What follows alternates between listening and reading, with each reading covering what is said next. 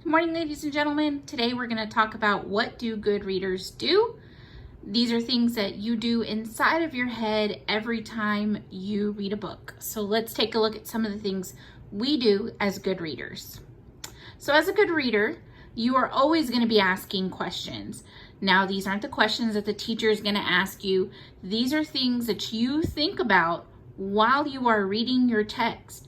Before you read the text, while you read the text, after you read the text. You might say, what is the setting? Where is this story taking place? Why did she do that? These are things you do in your head, questions you ask.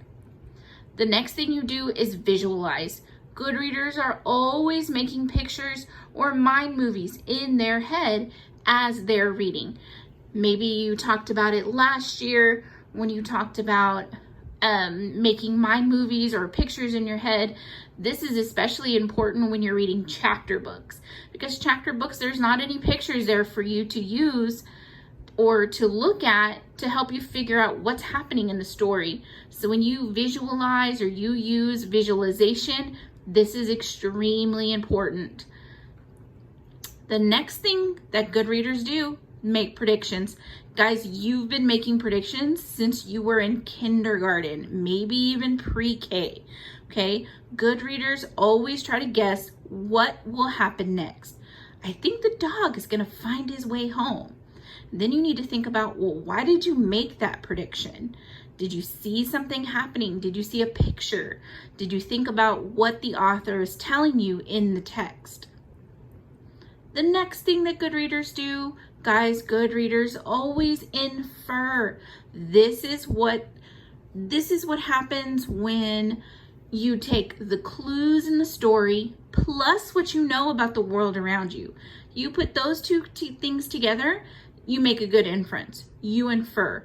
Good readers figure out what exactly is happening that it wasn't explained in the story. So sometimes authors leave out clues and you have to infer. We're going to be practicing this a lot in 3rd grade. The next thing good readers do, guys, they summarize. If you were reading the story, you should be able to tell me what happened in the story. One of the strategies that we're going to be using a lot this year is somebody wanted, but so then. You need to be able to tell me is who the somebody was in your story, what did they want, what was their goal, but what was stopping them from getting what they wanted. So how did they try to solve the problem? Then what happened in the end? Good readers can retell a story. If you cannot tell me what's happening in the story, then you are not doing real reading. This is a very important part of being a good reader also. Good readers make connections. Good readers always make connections.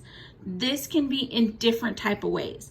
That reminds me of a time I played on a playground and broke my arm when I fell off the monkey bars. Or this reminds me of a time we went to the zoo. Or this reminds me of a time I read a book about animals. Or reminds me of a movie I once watched. So making connections can be a bunch of different things. Text to text. So a book I read connecting to a book I'm reading now. Text to self, connecting a book to me. Okay, text to world connections. This is when I take the book that I'm reading and I think about the world around me and what I know about it. Guys, a good reader is someone who does all of these things. They predict, they use reading strategies, they imagine, connect with the text, draw conclusions, ask questions. They think. Reading is thinking. Use expressions, practices reading, and visualizes. Guys, you are good readers. You just don't know it yet. And we're going to be practicing this a lot in 3rd grade. So be ready.